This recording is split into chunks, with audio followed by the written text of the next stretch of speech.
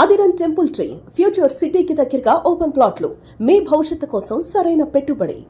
నమస్తే, నేను Keshav. Welcome to Suman TV. తెలంగాణలో స్థానిక ఎన్నికలు జరుగుతాయా జరగవా?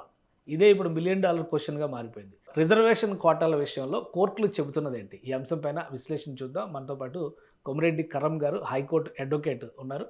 కరం గారు నమస్తే. సరే, ఈ ఎలక్షన్స్కి సంబంధించి కోర్టులు ఇన్వాల్వ్ కాకూడదు, లేదా షెడ్యూల్ వచ్చిన తర్వాత కోర్టు జోక్యం తగదు అనే వర్షన్ ఒకవైపు వస్తుంది.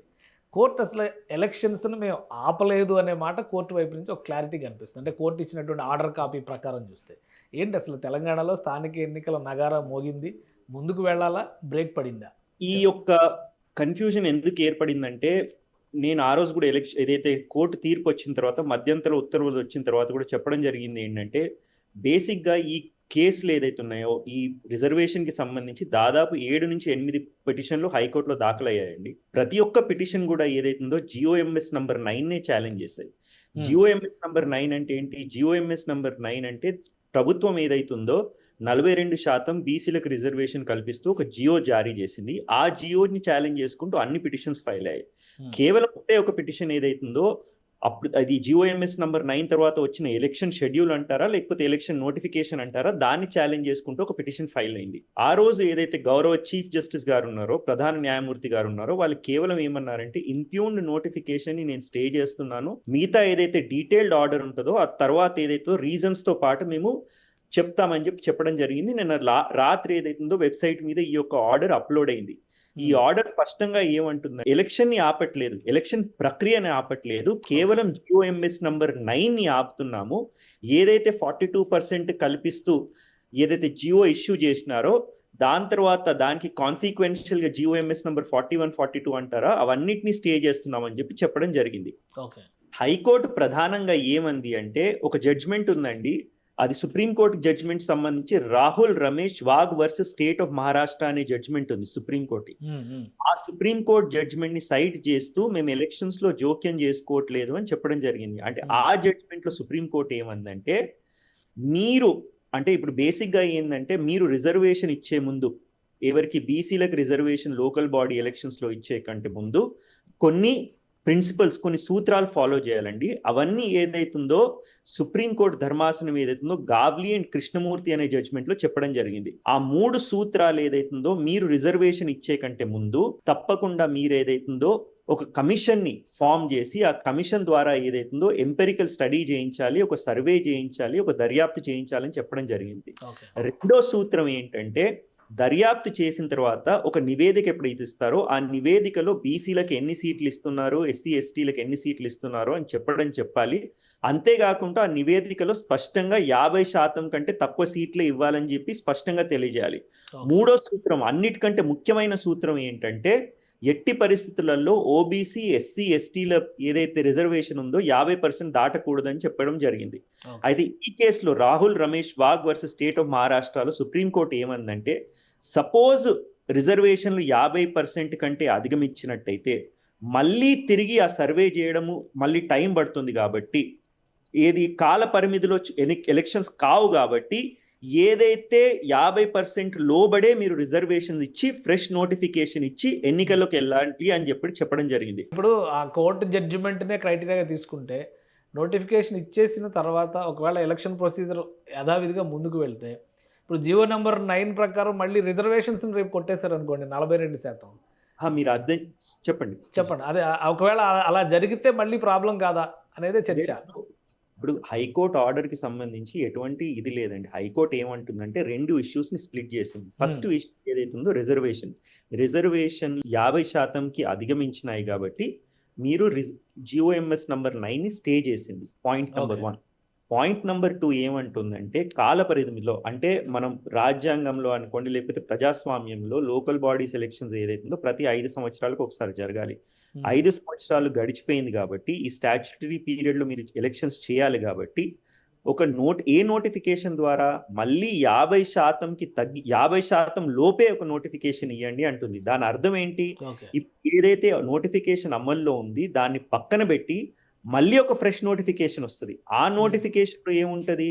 SCలకి STలకి BCలకి ఏదైతే పంచాయతీరాజ్ చట్టంలో ఉందో సెక్షన్ 285A Hmm. 50% లోబడే చేయాలని చెప్పడం సో జరుగుతుంది. అంటే ఇప్పుడు ఇచ్చినటువంటి నోటిఫికేషన్ ఎగ్జిస్టెన్స్ లో ఉండదు, మళ్ళీ ఫ్రెష్ నోటిఫికేషన్ ఇవ్వాల్సిందే. నోటిఫికేషన్ ఉండదండి, ఎందుకంటే నోటిఫికేషన్ లో మీరు ఇప్పుడు ఇచ్చినట్టయితే అందులో 67% రిజర్వేషన్లు ఉన్నాయి కదా, ఆ నోటిఫికేషన్ చెల్లదు. కాబట్టి ఇప్పుడు ఎలక్షన్ కమిషన్ అనుకోండి, లేకపోతే ప్రభుత్వానికి సూచన ఏం చేసిందంటే, మేము GOMS నంబర్ 9 ని మేము స్టే చేస్తున్నాము, కానీ ఎలక్షన్ ని స్టే చేయట్లేదు.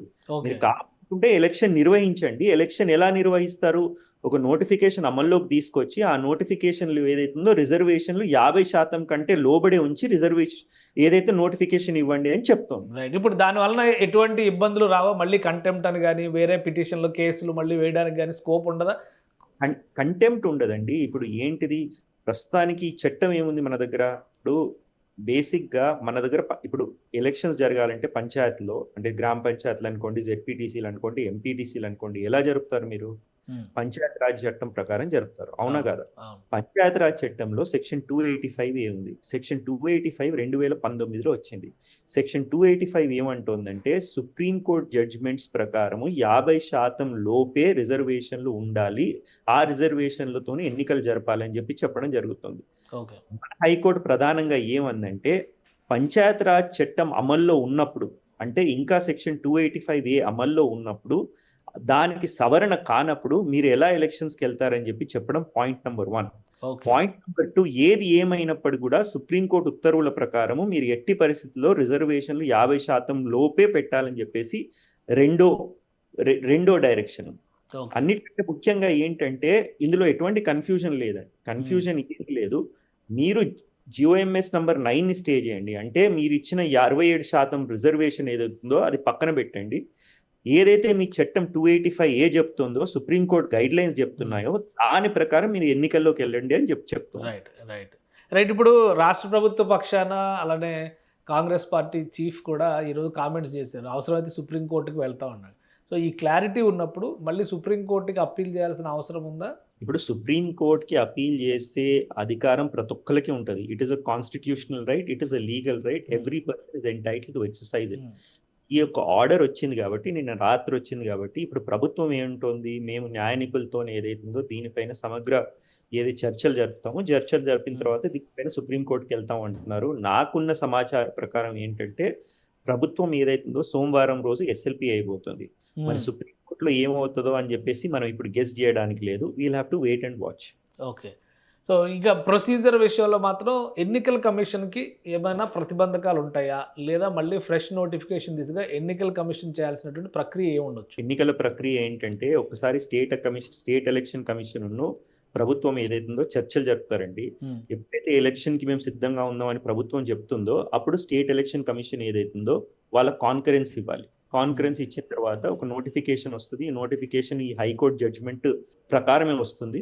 వచ్చిన తర్వాత ఎన్నికలు పెడతారు. సో ఇప్పుడున్న షెడ్యూల్ ప్రకారం, ఇప్పుడు ఏదైతే ఒక షెడ్యూల్ ఆల్రెడీ అనౌన్స్ చేసి నవంబర్ 11 కల్లా రిజల్ట్స్ అనేది అన్నారో, ఆ షెడ్యూల్ ప్రకారం అయితే ఇంకా నామినేషన్లు ఈ ప్రక్రియ అయితే జరగడానికి అవకాశం లేదంటారా? అస్సలు లేదండి, ఎందుకంటే మీరు ఆ షెడ్యూల్ ఎలా ఉంది, ఆ నోటిఫికేషన్ ఏంటి, ఆ నోటిఫికేషన్లో 100 సీట్లు ఉన్నట్టయితే 67 సీట్లు ఏదైతుందో రిజర్వేషన్లో ఉన్నాయి. For example X constituency, X ZPTC ఇప్పుడు BCకి రిజర్వ్ అయినట్టయితే, ఈ జడ్జ్మెంట్ అమల్లోకి వస్తే అది ఓసీ కావచ్చు కదండి రేపు. సో ఎందుకంటే అందుకనే ఏదైతుందో మళ్ళీ దీన్ని విత్డ్రా చేసిన తర్వాత మళ్ళీ ఫ్రెష్ నోటిఫికేషన్ ఇవ్వాల్సింది. రైట్. థ్యాంక్ యూ కరణ్ గారు, విశ్లేషణ అందించినందుకు. Thank you.